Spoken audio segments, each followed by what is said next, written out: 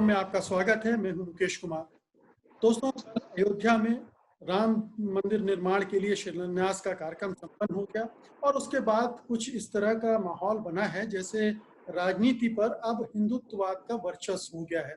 सवाल उठता है कि ये हिंदुत्ववाद का वर्चस्व कितना ज्यादा है, कितना हावी है और इसका भारतीय राजनीति पर क्या असर पड़ेगा, और हिंदुत्ववाद क्या केवल भावनाओं और आस्थाओं की बात करेगा या जो बुनियादी समस्याएं हैं देश की उनको भी एड्रेस करेगा। हमारे साथ बहुत ही वरिष्ठ पत्रकार और जाने माने चिंतक डॉक्टर वेद प्रताप वैदिक हैं। हम उनसे इस बारे में बातचीत करेंगे। वैदिक जी, आपका कार्यक्रम में स्वागत है। जी जी, मुझे बहुत आनंद है आपके साथ बात करने में।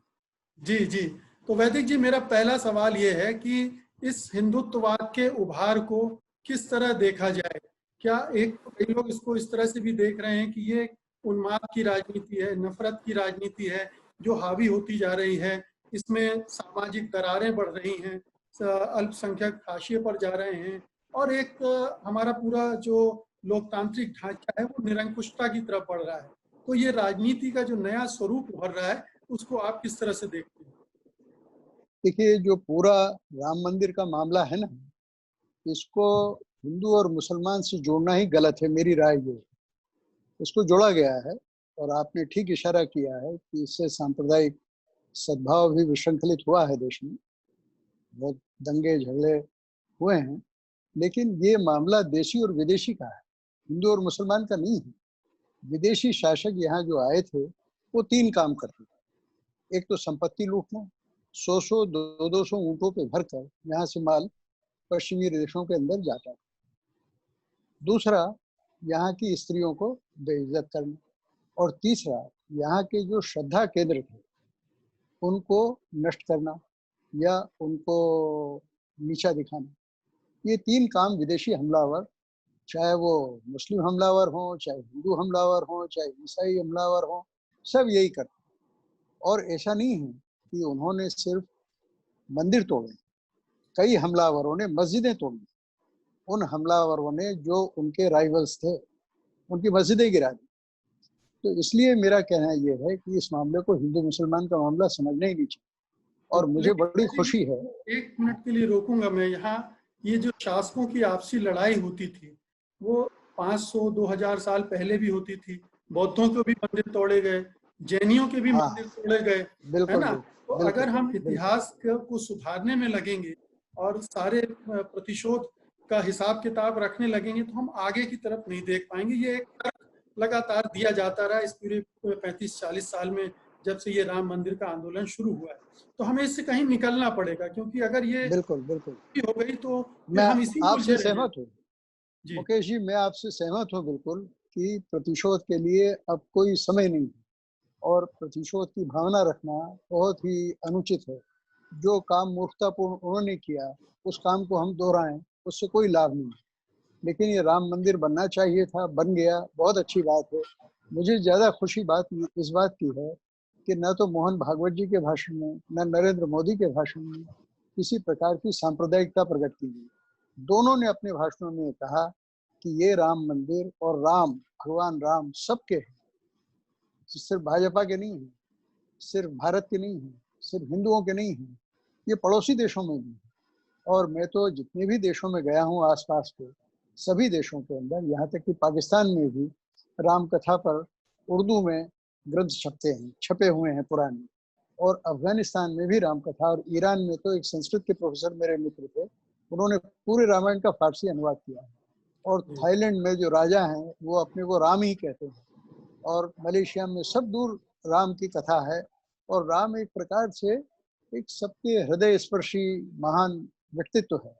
तो वही व्यक्तित्व हमारी सरकार को भी रखना चाहिए, हमारे भाजपा के लोगों को भी रखना चाहिए। लेकिन मुझे अफसोस इस बात का है कि इतना बड़ा उद्घाटन का कार्यक्रम हुआ है और इसमें अडवाणी जी अनुपस्थित, अशोक सिंघल का नाम ही नहीं लिया किसी ने। बताओ, मोहन भागवत के अलावा किसी ने रेफर नहीं किया नाम। जिन लोगों ने पूरा जीवन लगा दिया, पूरा अपना समर्पण कर दिया, उनका नाम तक नहीं लिया। तो राम की मर्यादा कहाँ रही?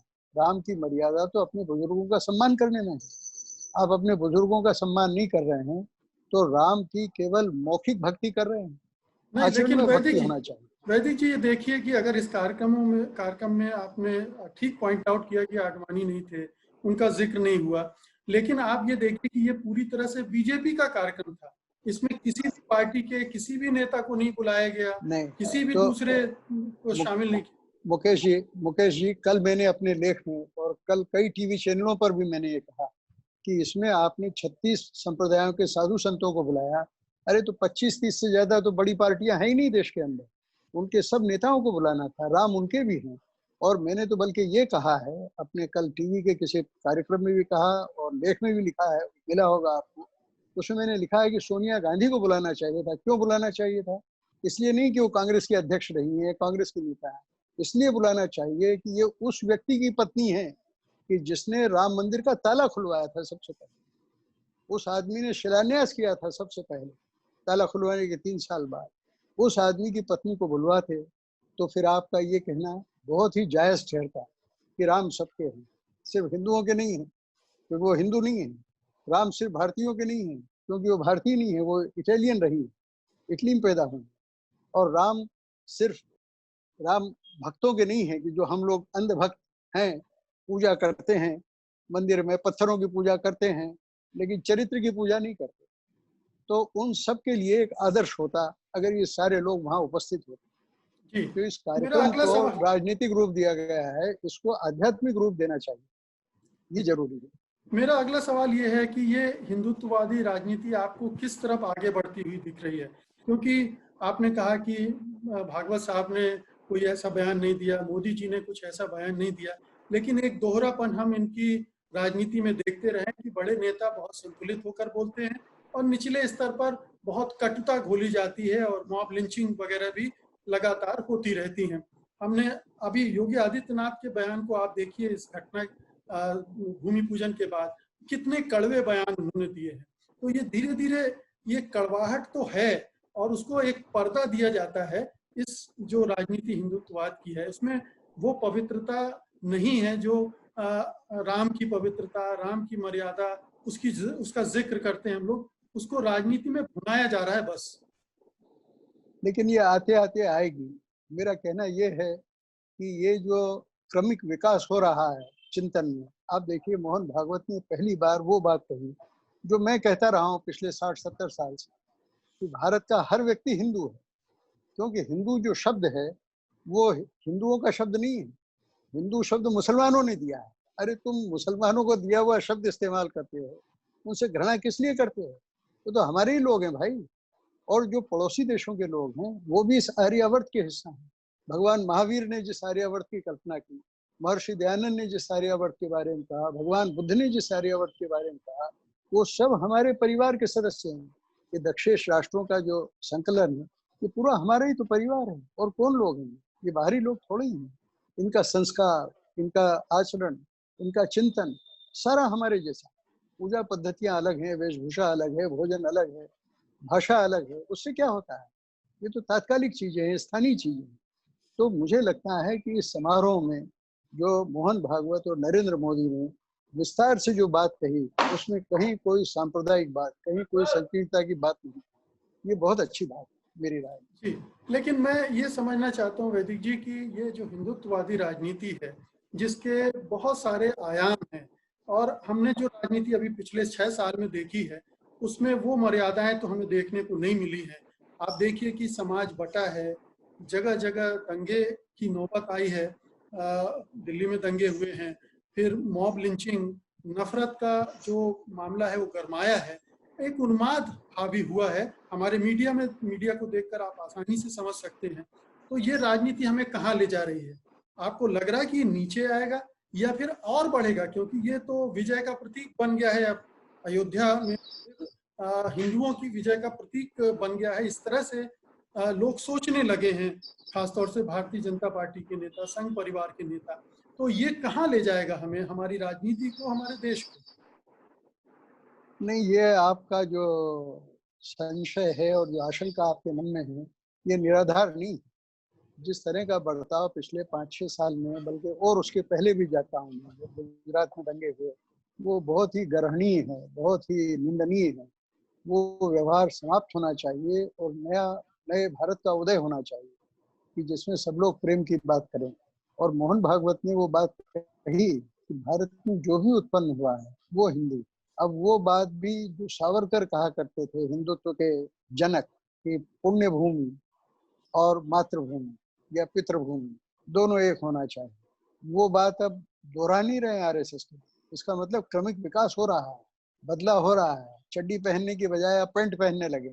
तो मुझे लगता है कि वो जो अधूरा नेकर पहनते थे उसकी बजाय पूरा पैंट पहनने लगे हैं। तो अब एक पूरे भारतीय की तरह जो लोग बात करने लगेंगे। और देखिए, सरकार चलाने का ये पूर्ण अनुभव पहला अनुभव है। अटल जी तो संघ के स्वयंसेवक प्रारंभ में नहीं थे, वो एक आर्य समाजी परिवार के बच्चे थे। उनके पिता ग्वालियर के बड़े आर्य समाजी थे, बड़ा उदार और तर्क सम्मत उनका सोच था। लेकिन ये लोग जो बाद में आए हैं, ये लोग सब शाखा से उत्पन्न हुए लोग हैं। मुझे लगता है कि जैसे जैसे सत्ता में समय बढ़ेगा ये लोग विकसित होंगे और ये निश्चित रूप से एक ऐसा भारत बनाएंगे जैसा कि एक सच्चा हिंदुत्व होता है। एक सच्चा हिंदू सांप्रदायिक हो ही नहीं सकता, एक सच्चा हिंदू संकीर्ण हो ही नहीं सकता। एक हिंदू के मेरे परिवार में 6 संप्रदायों को मानने वाले थे, जो मूर्ति पूजा के विरोधी भी थे, समर्थक भी थे, उपवास को मानते थे, उपवास को नहीं मानते थे, सब प्रेम से रहते थे। तो ये भारत में तो प्रेम से रहने का। वैदिक जी, ये हिंदुत्व दूसरा है, ये राजनीतिक हिंदुत्व है। बिल्कुल बिल्कुल बिल्कुल, बीजेपी का चरित्र बदल गया, बीजेपी का चरित्र बदल गया। वहां गैलेक्सी ऑफ लीडर्स नहीं है, केवल एक नेता है और वही सब कुछ है। सारे आयोजनों का वो वही सर्वोच्च आसन पे बैठता है। सारी एक व्यक्ति का शासन धीरे धीरे हो गया है, एक व्यक्ति के नेता वाली पार्टी हो गई है। तो ये रूप बदल गया है और हम देख रहे हैं कि इसमें वो लोकतांत्रिकता नहीं है, वो उदारता नहीं है। तो आप ठीक कह रहे हैं, मैं आपकी बात से सहमत हूँ। और मैंने तो कल कहा कि नरेंद्र मोदी ये काम अगर आडवाणी जी से करवाते तो वो प्रधानमंत्री से ऊंचे आदमी बन जाते। प्रधानमंत्री तो आते और जाते रहते हैं, किसका नाम याद रहता है। ब्रिटेन में 1722 से अब तक दर्जनों प्रधानमंत्री हो गए, भारत में भी करीब 1.25 दर्जन प्रधानमंत्री हो गए, लोगों को नाम तक याद नहीं। प्रधानमंत्री क्या है, वो तो कुर्सी भरना है। लेकिन नरेंद्र मोदी का कद ऊंचा हो जाता अगर वो आडवाणी से ये करवाते। लेकिन वो जो तीर्थ यात्रा, तीर्थ स्थान ट्रस्ट बना रखा है, उस ट्रस्ट में सारे कैसे लोग भरे हैं। एक आदमी की, एक ट्रस्टी की हिम्मत नहीं है कि ईमान की बात कह सके, ठीक बात कह सके कि ये प्रधानमंत्री क्या है भाई, मुख्यमंत्री क्या है, राज्यपाल क्या है, इनकी हैसियत क्या होती है। कुर्सी में बैठे हैं तब तक इनकी हैसियत है, कुर्सी से उतरे तो कुर्सी के बराबर भी हैसियत नहीं रहती है, लकड़ी की कुर्सी से भी कम हैसियत हो जाती है। तो जिस आदमी ने कुर्बानियां की है, जिस आदमी ने आंदोलन किए हैं, जिस आदमी ने इसको पार्टी को सत्ता में बैठाया है, उस आदमी वो घर में बैठा हुआ है, घर में मेरी तरह और आपकी तरह टीवी देख रहा है। ये तो क्या कमाल की बात है। इससे मालूम पड़ता है कि राम के आचरण की मर्यादा का पालन अभी होना शेष है।